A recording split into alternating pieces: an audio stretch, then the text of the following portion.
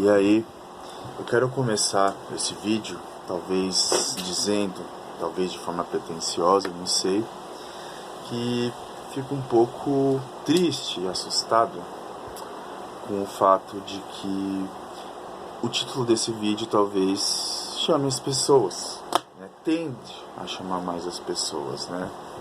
Por quê? Porque as pessoas querem, nós queremos soluções rápidas para a nossa vida, nossos problemas, né?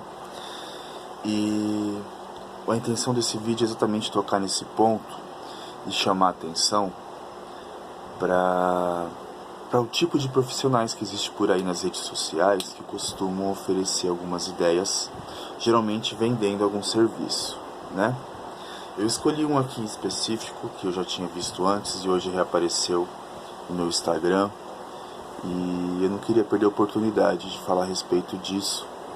Eu não vou citar quem é essa pessoa, porque não é sobre a pessoa, é sobre as ideias. Eu acho que pessoas que vendem essas ideias não faltam, né?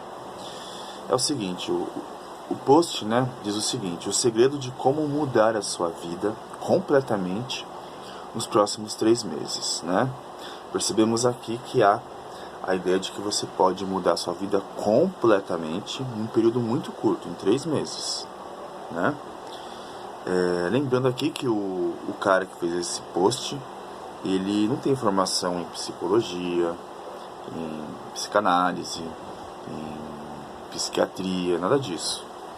Ele é mentor de negócios físicos, né? É uma questão que a gente pode pensar aí, depois que eu ler aqui, quais são, né, qual o segredo, né, de como mudar a sua vida completamente.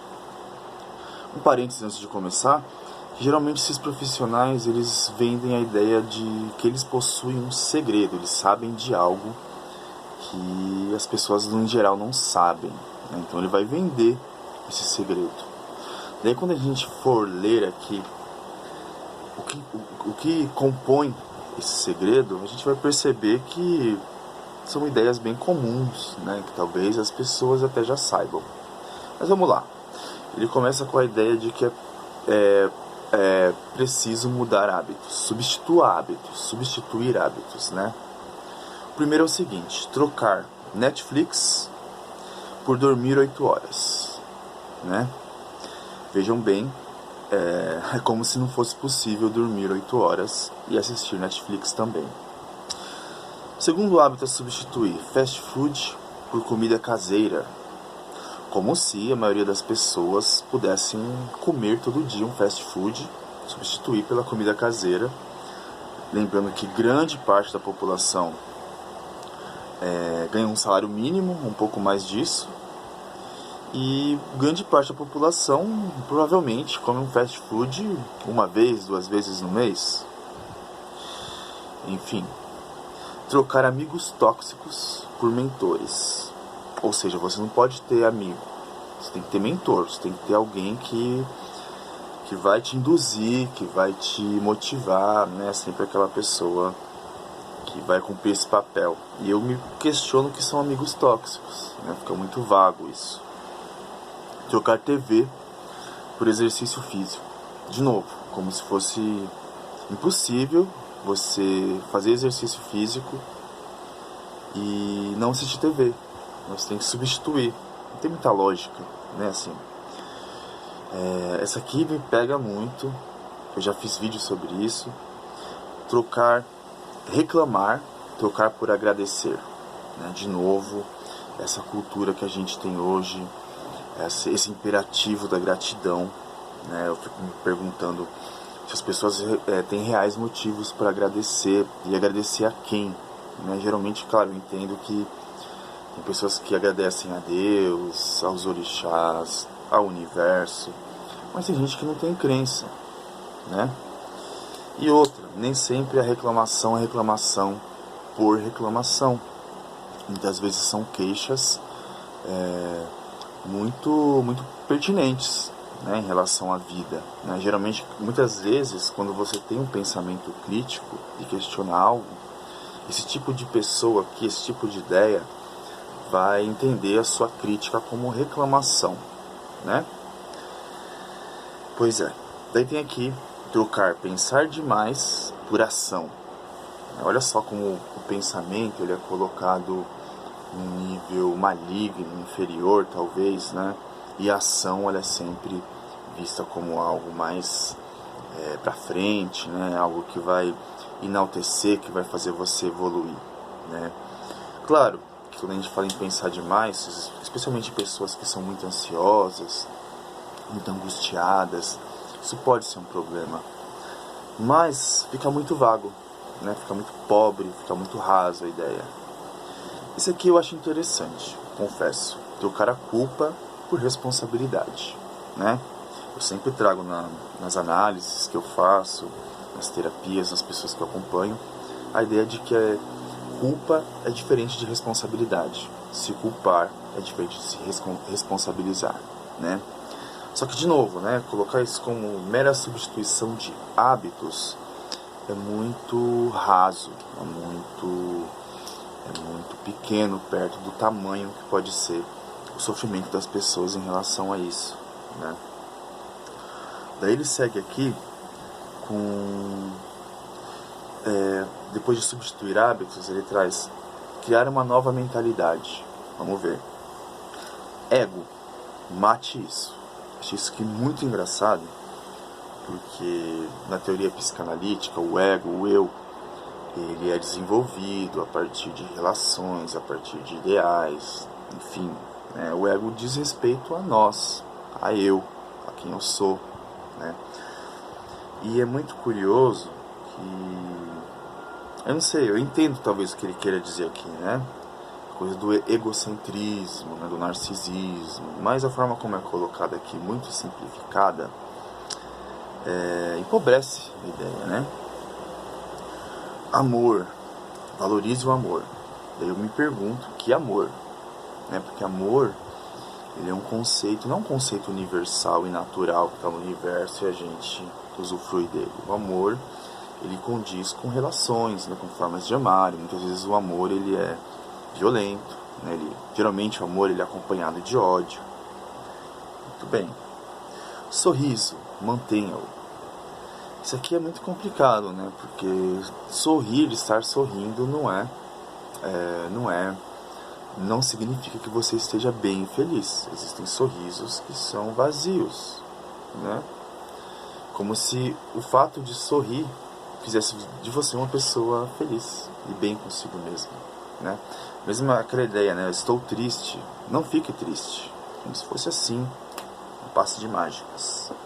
Fofoca, ignore. Sucesso, busque.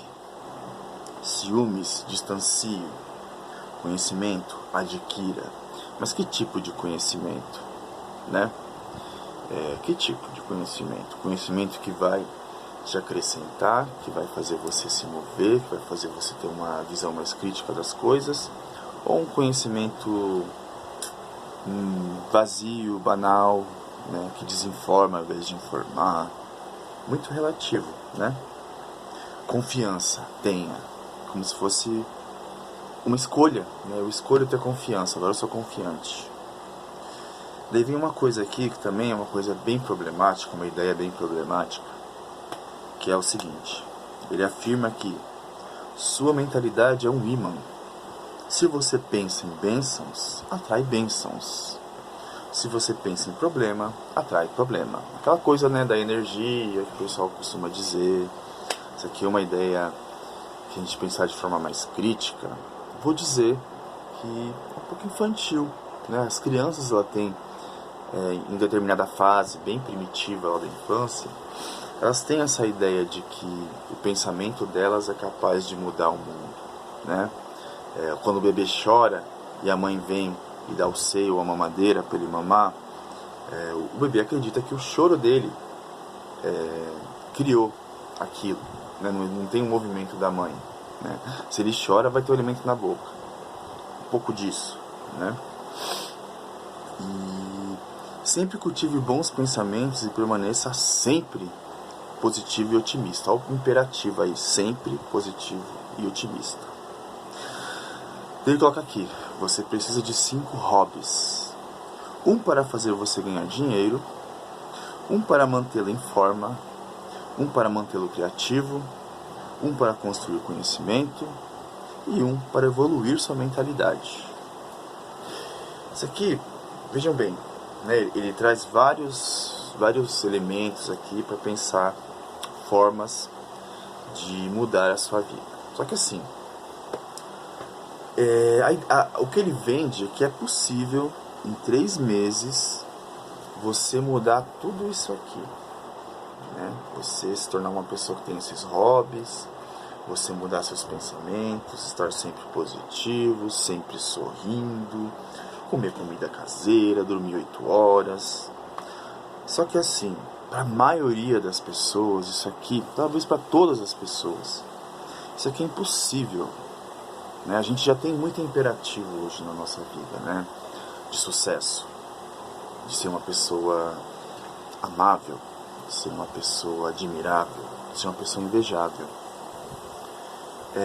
Claro que a gente poderia até aprofundar mais essas ideias aqui, mas eu queria trazer que uma coisa que eu sempre faço é alertar o tipo de ideia que você segue, especialmente nas redes sociais, sobre saúde mental, né? Ele não cita aqui tão explicitamente saúde mental, né? Que é um termo que até a gente pode repensar, porque não se trata só de mente, de cérebro. Mas é sempre um alerta para a gente pensar que tipo de pessoas a gente está seguindo, que tipo de ideias a gente está tentando seguir e o quanto isso pode causar sofrimento, né?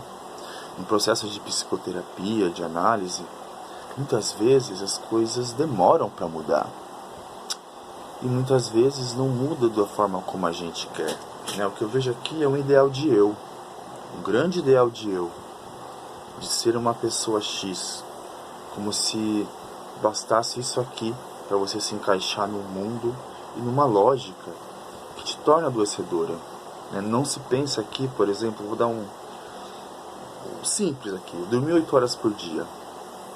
Grande parte das pessoas, elas não conseguem dormir 8 horas por dia porque elas precisam trabalhar primeiro, e antes de trabalhar não, que faz parte da lógica de trabalho, passa muito tempo em ônibus, em trem.